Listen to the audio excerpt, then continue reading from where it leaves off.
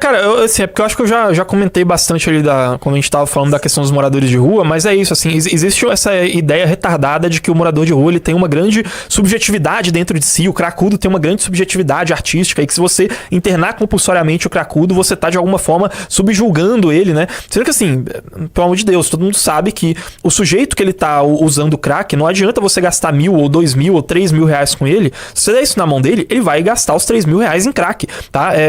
Na mesma comissão que eu falei que a Câmara de Vereadores fez lá em Belo Horizonte, uma das respostas das secretarias da prefeitura era de que eram gastos com os moradores de rua em Belo Horizonte, naquela época, 120 milhões de reais ao ano, tá? Isso porque eu tô pegando só a resposta de uma das secretarias pro gasto específico com moradores de rua, tá? Se fosse pegar os gastos sociais daquela mesma época, passa dos 400 milhões ao ano, tá? Isso da prefeitura de Belo Horizonte.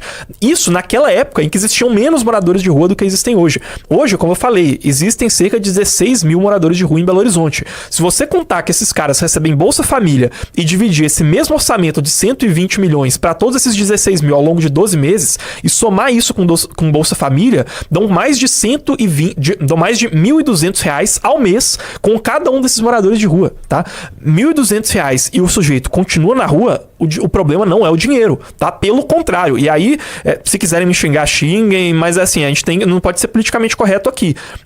Inclusive, a gente tem relatos disso, fizemos entrevistas. Você continua dando esses auxílios para as pessoas, continua oferecendo uma série de benesses.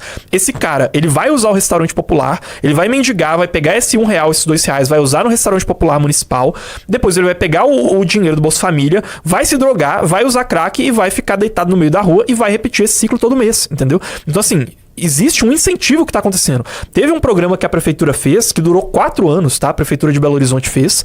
Gastaram 6 milhões de reais para tentar empregar moradores de rua e no final tinham empregado 104, tá? 104. E detalhe, muitos desses empregados na própria prefeitura, tá? Então assim, não dá para dourar a pílula nesse assunto.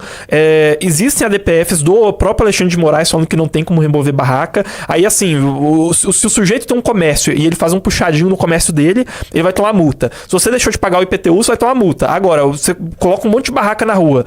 O sujeito não tá pagando imposto nenhum, não tem que obedecer plano diretor nenhum, não tem que obedecer regra nenhuma, atrapalha a rua inteira e no final isso daí alimenta um ciclo vicioso junto com essas facções criminosas que estão chegando em Belo Horizonte, tá?